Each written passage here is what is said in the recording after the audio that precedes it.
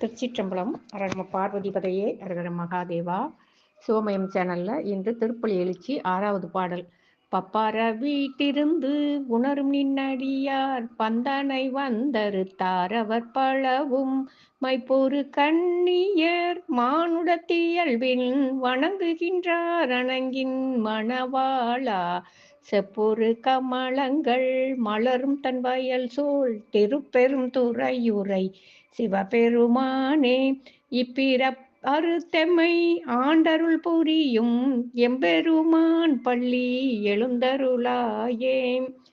பார்வதி தேவியின் துணைவனே, செந்தாமரை மலர்கள் மலர்ந்த குளிர்ந்த வயல்கள் சூழ்ந்த திருப்பெருந்துறையில் வசிக்கும் சிவபெருமானே, எம்பெருமானே, உன் அருள் என்னும் பெரும் தகைமையை உள்ளத்தில் உணரும் அடியவர்கள் குடும்பம் பந்தபாசங்களை உதறிவிட்டு உன்னை தரிசிக்க வந்துள்ளனர்.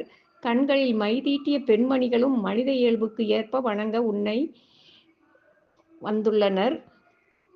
எங்களுடைய பிறப்பை நீக்கி எங்களை ஆட்கொண்டு முக்தி நிலை தர உடனே விழித்தருள வேண்டும்.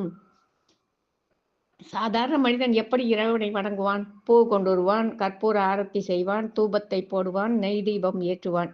இதையெல்லாம் செய்துவிட்டு ஒரு கஷ்டம் வந்துவிட்டால், இப்படியெல்லாம் செய்தும் என்னை சோதிக்கிறாயே, இது உனக்கே அடுக்குமா என்று திட்டுவான். இப்படிப்பட்டவர்களும் கோவிலில் நிற்கிறார்கள். பந்தபாசமே வேண்டாம் என்று அவனே கதி என சரணம் அடைந்தவர்களும் நிற்கின்றார்கள்.